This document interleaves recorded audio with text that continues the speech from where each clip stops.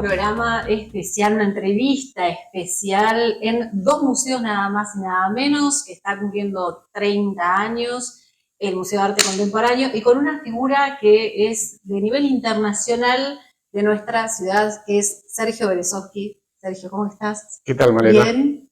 Sí, muy bien, ¿Sí? un gusto de estar en el programa. El gusto es nuestro porque realmente tener un artista y tener la posibilidad de hablar con un artista que en estos momentos está también viviendo parte de su vida en otro lugar del mundo y tiene otro panorama quizás, ¿no? Entonces es realmente, bueno, aparte con tanta trayectoria, es realmente un privilegio poder tenerte aquí en el sillón. Agradecemos también a Marcelo por abrirnos el espacio de los museos y poder tener esta charla. Así que muy contentos de poder tenerte y que nos dediques este tiempo. El agradecido soy yo. No, recién estábamos hablando un poco de lo que es, ¿no? Lo que eran otros tiempos y lo que es ahora, ¿no? Cómo ha cambiado todo, cómo ha cambiado en tan poco tiempo, porque se pasa tan rápido, ¿no? Cómo ha cambiado la tecnología y cómo es. ¿Qué es esto de la tecnología aplicada a lo que es la música? ¿Cómo lo ves? Qué pregunta. Sobre todo ahora que está la inteligencia artificial está invadiendo todo y ya es bastante difícil darse cuenta qué viene de qué lado, ¿no? Qué está hecho con qué. Hoy venía en la ruta y pensaba exactamente eso, ¿no? ¿Cuándo va a llegar? O si ya no llegó, yo creo que ya llegó el momento donde es muy difícil darse cuenta qué está hecho con qué cosa. Pero también me preguntaba cuán relevante es esa pregunta. Depende para qué zona del arte. Yo creo que hay una zona que nunca va a ser tocada por las máquinas. O puede ser tocada, pero no sé si tiene sentido. Por ejemplo, como te digo, algún tipo de música, algún tipo de arte, yo no sé si la inteligencia artificial, no digo que no lo logre, hablando puntualmente de lo que hoy es los robots. No sé si se va a lograr o no, y no sé si tiene mucho sentido discutir eso. No sé tampoco qué es lo que tiene sentido discutir acerca de eso. Pero yo pienso que al final del día, no sé si los robots se divierten haciendo lo que... No sé si hay algo... No sé quién transmite qué. Yo pienso que el artista de alguna manera está transmitiendo una experiencia que viene de algún lugar, que no se sabe de dónde viene, pero... ¿no? Uno está expresando algo que a veces es difícil saber qué es exactamente. Uno termina ni sabiendo de dónde salió lo que salió. Pero lo que sí el otro día estaba leyendo una nota, un reportaje, no me acuerdo a qué músico de jazz, y lo que decía él era que su objetivo o ilusión era que el público sienta lo que siente él. En el momento de la performance, de la música, que el público que se sienta como el que lo está haciendo. Claro. Y ahí viene donde uno se pregunta, bueno, si esto lo hace un sistema, una maquinaria o una base de datos que ni siquiera podemos imaginar que existe, que de hecho existe,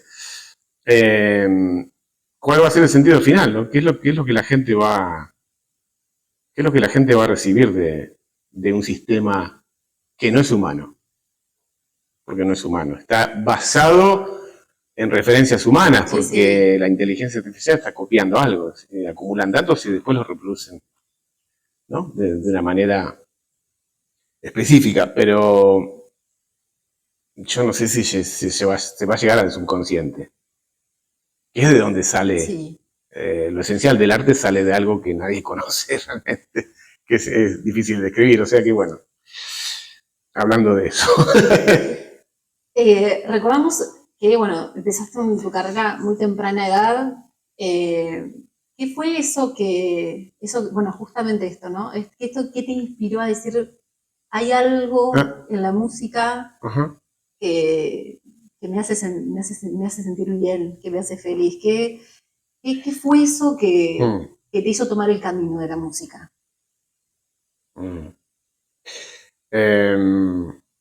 ¿Qué fue lo que pasó cuando escuché las primeras músicas que no eran lo que se escuchaba corrientemente, quizá?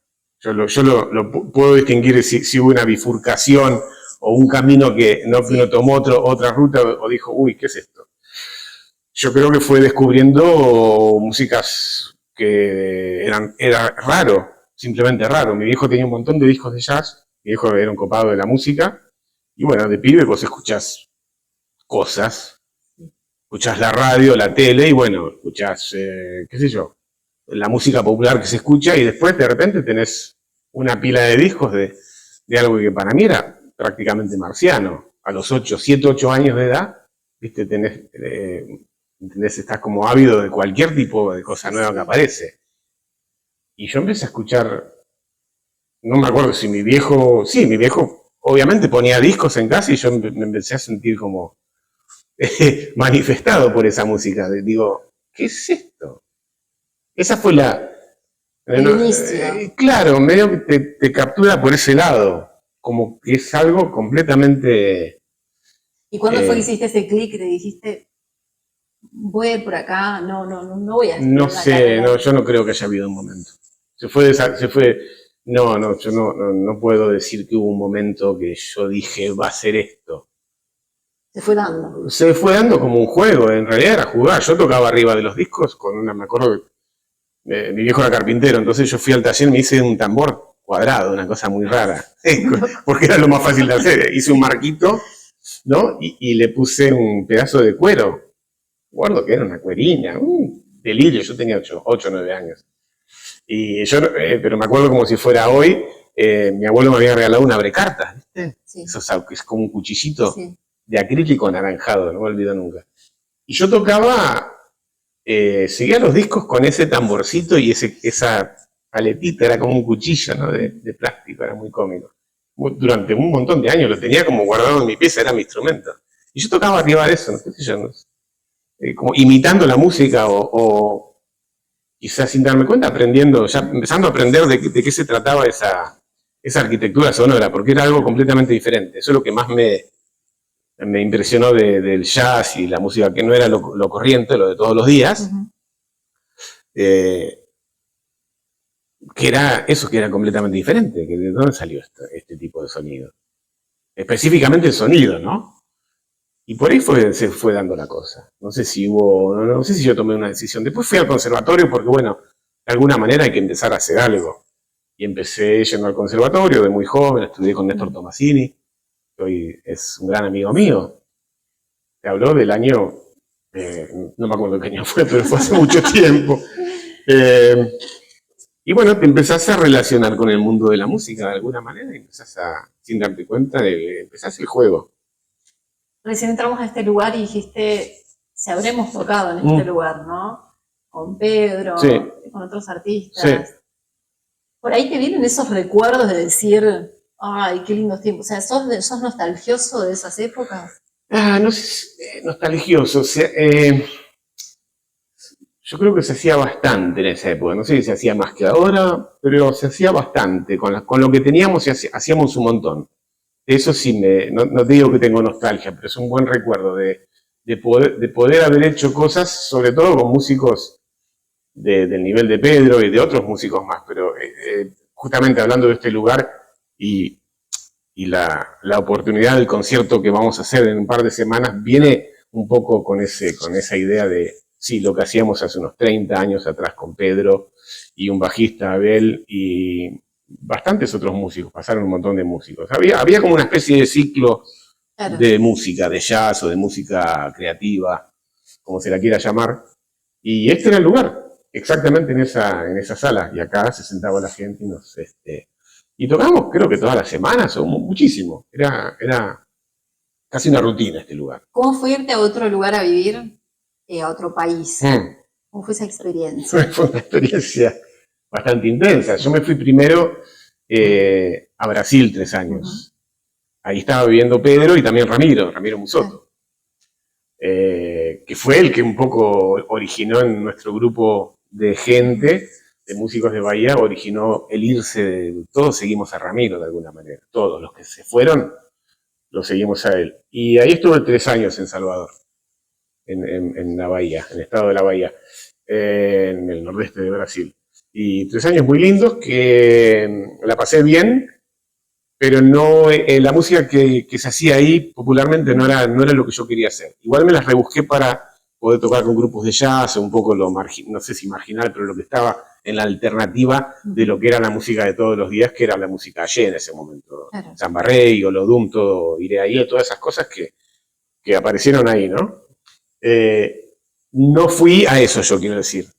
Sí. Ramiro, por ejemplo, fue directamente a eso y se convirtió en una referencia artística, siendo uno de los primeros, o quizá la única referencia artística extranjera en Brasil. Él llegó a enseñarle a la gente cómo se hacía. Y de hecho yo creo que inventó o tuvo creaciones que eran de él, cosas que las fue desarrollando él con músicos de allá, ¿no? A lo que iba, yo no fui a esa cuestión, no fui a esa música. ¿Tenías bien en claro a qué ibas? Siempre tuve en claro el tipo de música que me atraía, que es la música, como te decía, en esa época había más fusión también, una época donde existía esa música, ¿no?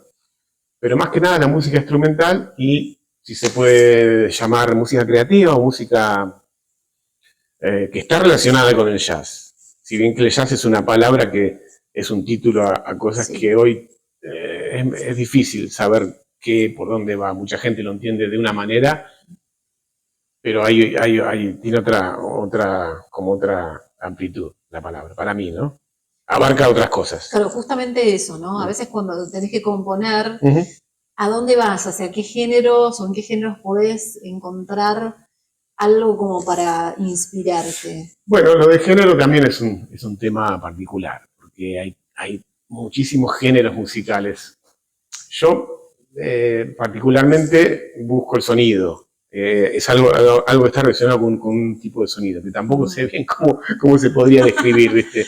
Porque si decís, bueno, género rap, me dedico al rap, entonces ya sabés. El estilo de composición es lo que buscas. Claro, el estilo de composición está dentro de las reglas del jazz, se podría decir. Con el sonido de hoy, quizá no es jazz tradicional, no tiene los sonidos acústicos que tendría la música de los años 30, el Dixieland o el bebop o lo que sea. Es una cosa más, el trío mío es guitarra eléctrica, bajo eléctrico y batería. O sea, el sonido de un trío de rock, si se quiere. Sí. Y por momentos hay más rock que otra cosa. Lo que pasa es que la forma estructural de la música es una melodía, una forma, una estructura, y todo lo demás es una excusa para que pasen cosas. A grosso modo, mi idea musical es eso. Inclusive llegando al extremo de música completamente improvisada, que es lo que, hablando de lo que hago en Europa, está más ligada con ese aspecto de la música libre, lo que sería el free sí, música improvisada, música que no tiene ningún tipo de convención. O sea, es juntarse con gente, inclusive con gente que nunca tocaste. Pertenezco a una especie de colectivo de gente que justamente organiza un violista argentino que vive allá. Un chico que está muy, muy dedicado a eso, tiene una cátedra de improvisación en la universidad, etc. Y él organiza un sábado por mes en un lugar que es como una especie de laboratorio, sería. Sería una especie de laboratorio. Y es abierto, y este tipo es el curador de las formaciones, ¿no? Y entonces en esa noche hay 8 o 10 formaciones que las cura él, o sea, las organiza él. Vos vas a tocar con ahora, y bueno, y es completamente imagínate, gente que jamás viste. Y capaz que la ves esa vez en tu vida y nunca más los ves porque dejan de ir o vuelven a ir o te haces amigo de ellos. De ahí también salen otros grupos, he tenido grupos que salieron de ahí, ¿no? de esa colectiva, de esa juntada de un sábado al mes. Y eso es música completamente improvisada, no hay ningún tipo de género ahí. Hay más un de género. Me salió una palabra. ¿Qué es lo que te atrajo de Suiza? ¿Es un poco esto o qué es lo que...? En realidad, bueno, la idea mía, las ganas que yo tenía siempre era de ir a Europa, no de ir a Europa. Todavía no llegué. Estamos con el... Sí, estoy un poco confundido. Bueno, la idea era, estando acá, conocer Europa, porque y yo creo que tiene mucho que ver un sello musical, que fue un sello musical en donde estaban la mayoría de los artistas que a nosotros en esa época nos copaba. A Pedro, a mucha otra gente, era el sello ECM, que es un sello alemán donde donde grabó todos los discos de Keith Jarrett están en esa. Bueno, SM es como una especie de elite, o el sueño de algunos era eso, y lo sigue siendo para mí. No llegué a ese punto, pero sí tengo compañeros de otros grupos que terminaron grabando producciones para SM, me han contado, han conocido al jefe, ¿no? A Manfred, y lo han conocido y me han contado personalmente cómo es el tipo. Ya es un tipo mayor, debe tener, no sé, 85 años o algo así. Es un tipo grande. Y yo creo que lo de Europa era un poco eso, venía por esa línea, por esa ilusión de SM, ¿no? De ese sonido, ese tipo de música que particularmente era jazz, pero no era jazz, era el famoso jazz europeo, ¿no? Hay mucho escandinavo, hay mucho noruego en ese sello, mucha gente de lugares que para nosotros son rarísimos, ¿entendés? Entonces fue un poco eso, y también las ganas de conocer gente. Sí. En Europa, vos imaginate que en la superficie de toda Europa es como, ¿me entendés? Es todo chiquito, estás todo bastante cerca. Sí. Te cruzás con distintos... Y además te cruzás con un montón de gente, porque podés ver a los músicos, a tus ídolos, a las estrellas que están de gira continuamente, entonces tenés la oportunidad de ver y tener la referencia de decir, ok, lo vi a Miles a 1 metro de distancia, o lo vi a Shorter mirándome fijo a los ojos mientras tocaba, digo, ¿qué es esto? Y eso está muy bien. Eso es una de las cosas, uno de los ingredientes que quería ir a buscar cuando imagino yo tuve la idea de irme. Y ahora, uno dice irse, ¿no? ¿Y por qué volver? Pues en un poco Bueno, todo tiene su vuelta, sí. Bueno, es una pregunta que todavía está a responderse, ¿no? Es muy difícil. Hay muchos que se van y ya se quedan, no vuelven. Sí, yo conozco muchos que se fueron y se quedaron. Yo, por algún motivo, no sucedió eso. No sucedió. Nunca me terminé de sentir de ese lugar. O sea, nunca estuve en casa, aunque tengo todo para estar en casa, pero los argentinos somos un bicho muy especial. Prácticamente no hay cultura en el mundo como la argentina. No hay.